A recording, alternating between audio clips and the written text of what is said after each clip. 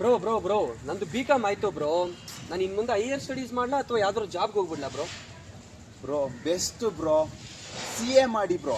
CA ಬಗ್ಗೆ ಗೊತ್ತಾ bro ನಿಮಗೆ? ನನಗೆ CA ಬಗ್ಗೆ ಅಷ್ಟೊಂದು ಐಡಿಯಾ ಇಲ್ಲ ಬ್ರೋ. ನಾನು ಹೆಂಗ್ ಮಾಡೋದಂತ ನಂಗೆ ಏನು ಗೊತ್ತಿಲ್ಲ ಅದ್ರ ಬಗ್ಗೆ. ಓಕೆ ಬ್ರೋ, ನಾನು CA ಬಗ್ಗೆ ಹೇಳ್ಕೊಡ್ತೀನಿ ಬ್ರೋ ಈಗ. ಸೊ ಗೈಸ್, ನಿಮಗೂ ಗೊತ್ತಿಲ್ಲ ಅಂದರೆ CA ಬಗ್ಗೆ ನಾನೀಗ CA ಬಗ್ಗೆ ಹೇಳ್ತಿದ್ದೀನಿ. ಸೊ CA ಒಳಗೆ 3 ಲೆವೆಲ್ಸ್ ಇರುತ್ತೆ ಗೈಸ್. ಸೊ 3 ಲೆವೆಲ್ಸ್ ಅಂದರೆ ಯಾವ್ದು? ಫಸ್ಟ್ನೇದು CA foundation, intermediate and CA final. CA foundation ಅಂದ್ರೆ ಏನು ಬ್ರೋ? CA ಫೌಂಡೇಶನ್ ಅಂದರೆ 12th ಪಾಸ್ ಆಗಿ ಹೋಗೋದೇ CA foundation.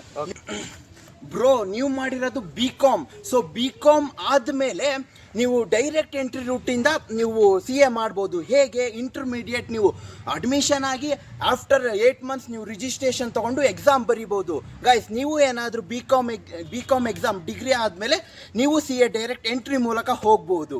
So CA intermediate ಆದ್ಕೂಳೆ ನೀವು ಒಂದ್ಸತಿ ಪಾಸ್ ಆಯ್ತಂದರೆ 2 ವರ್ಷ ಆರ್ಟಿಕಲ್ಶಿಪ್ ಮಾಡೋದಿದೆ. ಆರ್ಟಿಕಲ್ಶಿಪ್ಪು ಟಫ್ ಏನಿರಲ್ಲ. ಒಂದು ಕಂಪ್ನಿಗೆ ಹೋಗಿ ಜಾಯ್ನ್ ಆಗಿ ಆರ್ಟಿಕಲ್ಶಿಪ್ ಮಾಡ್ಕೊಬೋದು. ಸೊ ಆನಂತರ ನೀವು ಬರಿಬೇಕಾಗಿದೆ ಎಕ್ಸಾಮ್, ಫೈನಲ್ ಎಕ್ಸಾಮ್. ಆ ಫೈನಲ್ ಎಕ್ಸಾಮ್ ಆದ್ಕೂಳೆ ನಿಮಗೆ ಸಿಗೋದೆ CA ಡಿಗ್ರಿ. ಸೊ ಅದು direct entry route. In case if you want to go through 12th, after 12th ಏನಾದರೂ ಹೋಗ್ಬೇಕಂದ್ರೆ ನೀವು ಫೌಂಡೇಶನ್ ಮೂಲಕ ಹೋಗ್ಬೋದು. ಸೊ ಇದು ಒಂದು ಶಾರ್ಟ್ ವಿಡಿಯೋ ಆಗಿರುತ್ತೆ CA ಬಗ್ಗೆ. ಸೊ ನಿಮಗೇನಾದರೂ CA ಬಗ್ಗೆ ಇಂಟ್ರೆಸ್ಟ್ ಆಗಿದ್ದರೆ, ನನಗೆ ಹೇಗೆ ಮಾಡಬೇಕು ಅಂತ ನಿಮಗೇನಾದರೂ ಇಂಟ್ರೆಸ್ಟ್ ಆಗಿದ್ದರೆ ನನಗೆ DM ಮಾಡಿ. So thank you for watching my video. ಹೀಗೆ ಶೇರ್ ಮಾಡಿ, ಕಮೆಂಟ್ ಮಾಡಿ, ಸಬ್ಸ್ಕ್ರೈಬ್ ಮಾಡಿ. Thank you.